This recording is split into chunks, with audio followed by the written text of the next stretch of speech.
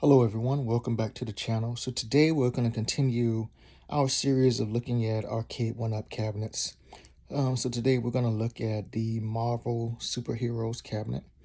This one just came out a year or so ago. It was a special edition version that I was able to get my hands on. It comes with Marvel Superheroes, X-Men, and the Punisher. So if you're new to the channel, welcome. What we focus on this channel is arcade cabinets, arcade games.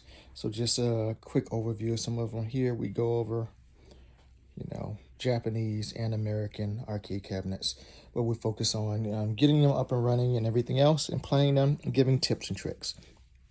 So I realized a little while ago, that I had not been covering any of the Arcade1up cabinets I have. I do have them. They serve a purpose. I generally let my kids or my nieces or nephews play on them. They enjoy playing on them, so they work out pretty well for them. But I generally myself more enjoy playing on the true arcade cabinets themselves. But that being said, I know that some people can't, go buy an arcade cabinet or buy an expensive arcade PCB. So these do fill a role. So what we're going to do, first of all, just take a size comparison. Height-wise, these do come with a riser, and I do have a riser with this. But for right now, I have it sit down on the floor, so you can get a true representation of how it is without the riser. So behind me, or I should say behind the Marvel Superheroes cabinet, you can see the Atomic Wave cabinet back there. And this one sits just slightly lower than that, not much. Let's adjust the perspective a little bit. So just slightly lower. I'm sitting on my ottoman for my Namco arcade cabinet right here. And basically, this cabinet right here is almost the same height as the Namco candy cabinet that I just showed you. What does that mean? So if you were a person who had some other stools, maybe you had some other candy cabinets already, you could use your same stools. You would not have to get any new stools. It would just naturally be at that height, which is good like that.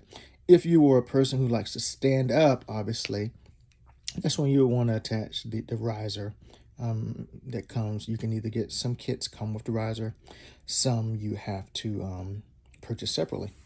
This particular one, when I bought it, it did come with a riser. So let's just take a look around at the side art quickly. So this one is very nice side art. It has Thanos over there with this Infinity Stones. And coming around the back here, you have your standard terms and conditions, Arcade1up logo and such, power adapter down at the bottom. And then on the other side, once again, you have your full-size side art. So not bad at all as far as the makeup of it.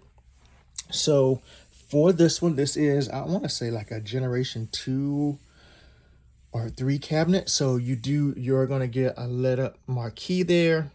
You are going to get speaker sound left and right over here, unlike generation 1 where your sound was coming over there. You're going to get on and off buttons there. You're going to get the hold to increase or decrease your volume control.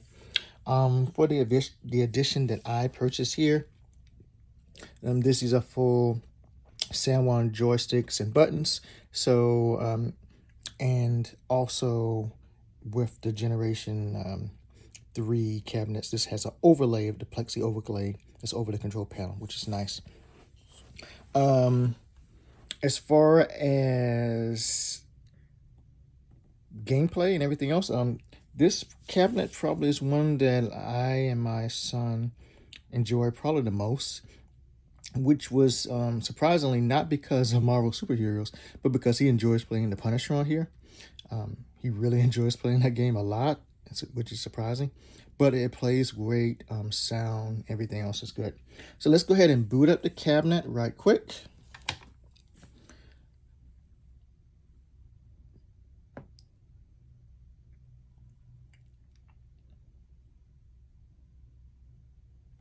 And we'll turn on the volume.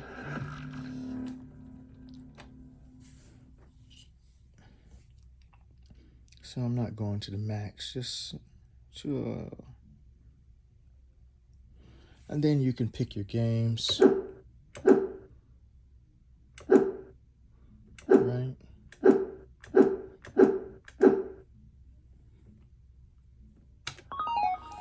You get your standard how to select your game and how to get back to the main menu, which is holding player 1 for 5 seconds.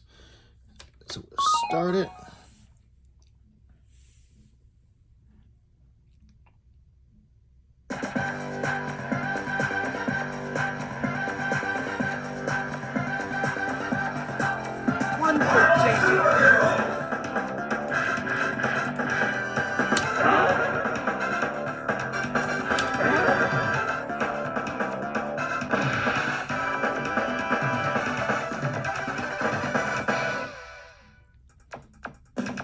As far as sound is good.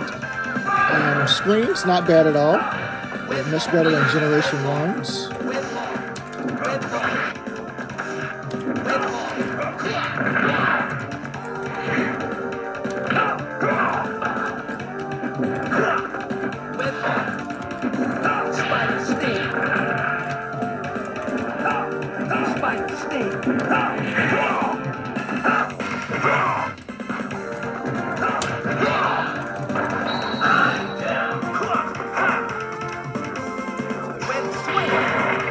You can hold it, get back to the menu.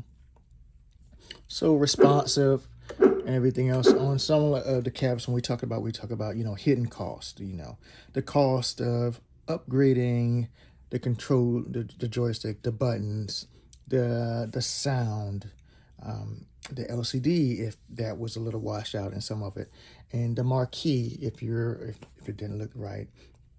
For this one right here, at least for this edition, I know there was maybe 1 or 2 different editions on this one. Obviously, I already got SAMWA buttons control. I don't need to upgrade that.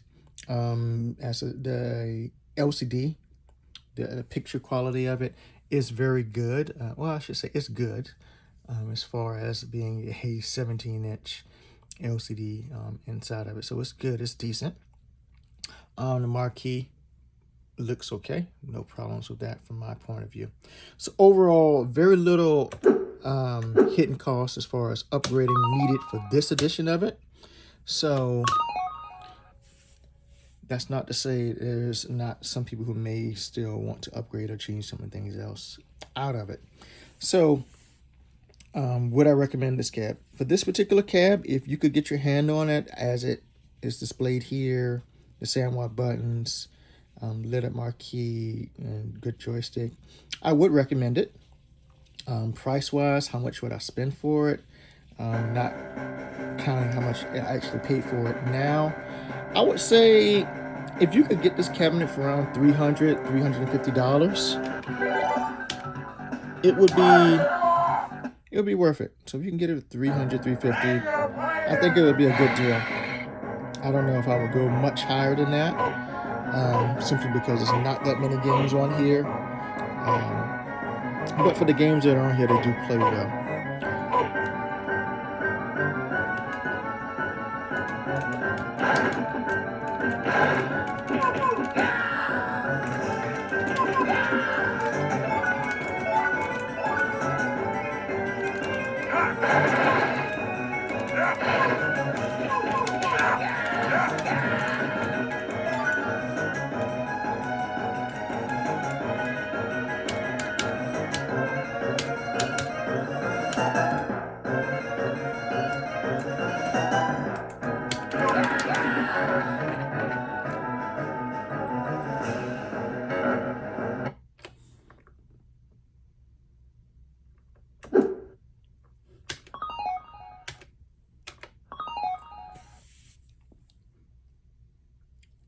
So very responsive, menus load pretty fast, buttons, everything else.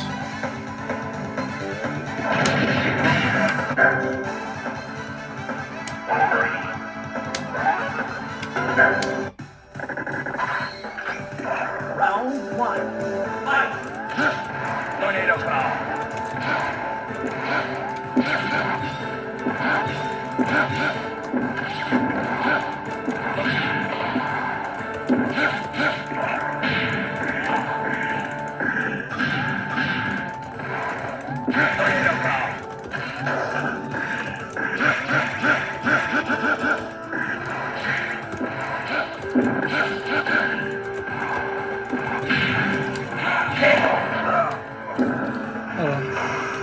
Playing with one hand. Round 2. It's not always as easy as it seems. Anyway, I hope you enjoyed the video. If you have any questions about this or any other real arcade hardware, as always, put a comment down on the video. I will get back to you as soon as I can. Please like and subscribe. We're trying to grow the channel this year. And as always, I hope you all have a good day, and I'll talk to you later. Peace.